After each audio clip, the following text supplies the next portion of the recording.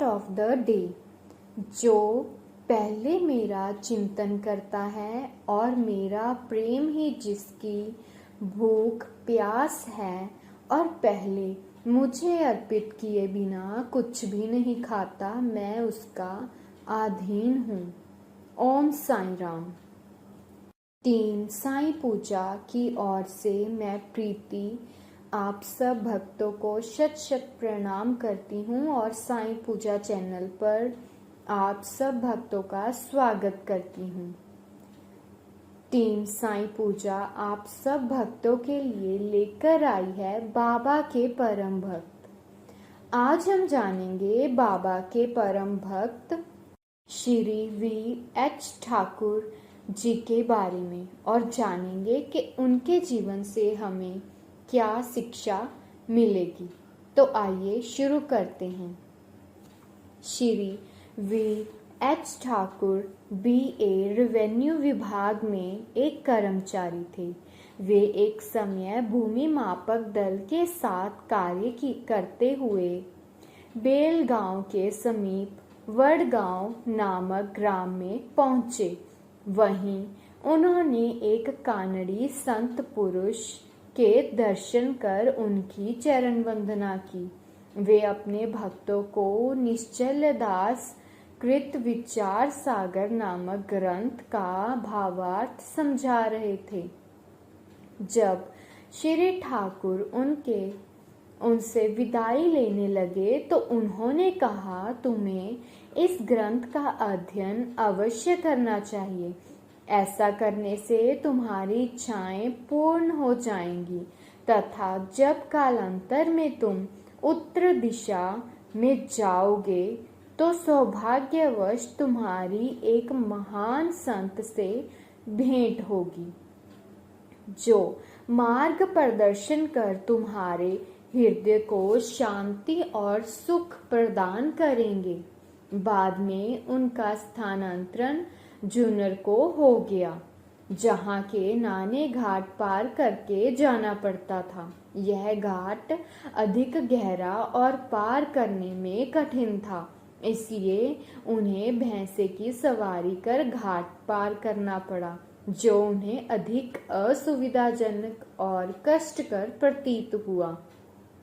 इसके पश्चात उनका स्थानांतरण कल्याण के एक उच्च पद पर हो गया।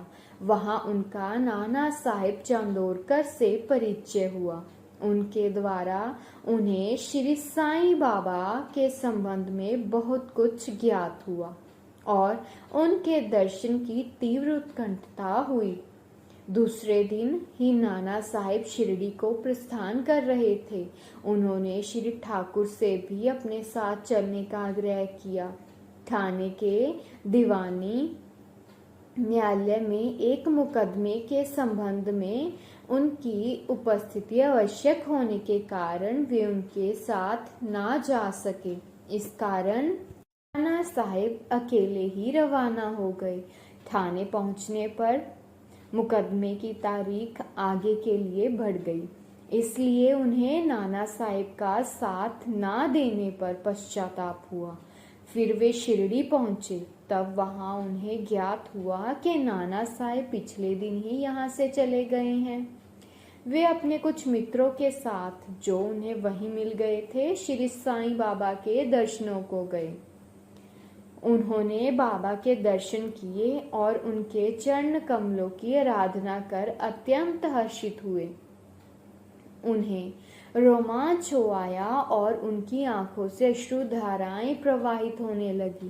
त्रिकालदर्शी बाबा ने उनसे कहा कि इस स्थान का मार्ग इतना सुगम नहीं है जितना के कानड़ी संत अप्पा के उपदेश या नाने घाट पर भैंसे की सवारी थी। आध्यात्मिक पथ पर चलने के लिए तुम्हें घोर परिश्रम करना पड़ेगा, क्योंकि वह अत्यंत कठिन पथ है। जब श्री ठाकुर ने सारग्रभित शब्द सुने, जिनका अर्थ उनके अतिरिक्त और कोई ना जानता था, तो उनके हर्ष का पारावार ना रहा और उन्हें कानड़ी संत के वचनों की स्मृति हो आई। तब उन्होंने दोनों हाथ जोड़कर बाबा के चरणों पर अपना मस्तक रखा और उनसे प्रार्थना की कि प्रभु मुझ पर कृपा करो और इस अनाथ को अपने चरण कमलों की शीतल छाया में स्थान दो। तब बाबा बोले, जो कुछ अप्पा ने कहा वह सत्य था। उसका अभ्यास कर उसके अनुसार ही तुम्हें आचरण करना चाहिए। व्यर्थ बैठने से कुछ लाभ ना होगा। जो कुछ तुम पठन करते हो उसको आचरण में भी लाओ, अन्यथा उसका उपयोग ही क्या। गुरु कृपा के बिना ग्रंथ अवलोकन और आत्मानुभूति निर्थक ही है। श्री ठाकुर ने अभी तक केवल विचार सागर ग्रंथ में सैद्धांतिक प्रकरण ही पढ़ा था, परंतु उसकी प्रत्यक्ष व्यवहार प्रणाली तो उन्हें शिरडी में ज्ञात हुई और इस प्रकार वे बाबा के चरण में झुक गए और बाबा के परम भक्त बन गए। ओम साईं राम। तो आज हमें श्री ठाकुर जी के जीवन से क्या शिक्षा मिली? हमें यह शिक्षा मिली कि बाबा को जब अपने भक्त को अपनी ओर खींचना होता है तो वे स्वयं खींच लेते हैं, और जो कोई पुस्तक बाबा के चरणों से होकर हमारे पास आए वे हमें बाबा का आशीर्वाद ही समझना चाहिए और उसको अपने जीवन में उतार लेना चाहिए। ओम साईं राम।